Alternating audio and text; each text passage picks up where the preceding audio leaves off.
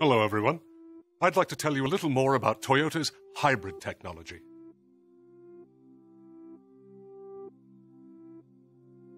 At Toyota, we don't just talk about eco-cars and lowering CO2.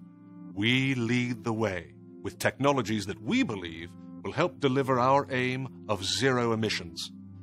At the heart of our strategy is hybrid synergy drive, a full hybrid technology that we've been developing for many years. Toyota's first full hybrid drivetrain appeared in 1997 with the debut of the Toyota Prius. 13 years later now, and this system now powers over 2.3 million vehicles worldwide.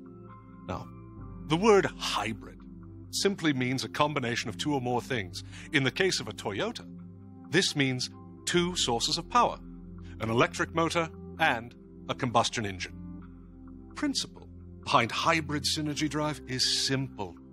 In vehicles equipped with a conventional powertrain, a lot of energy is wasted, mainly due to continuous braking.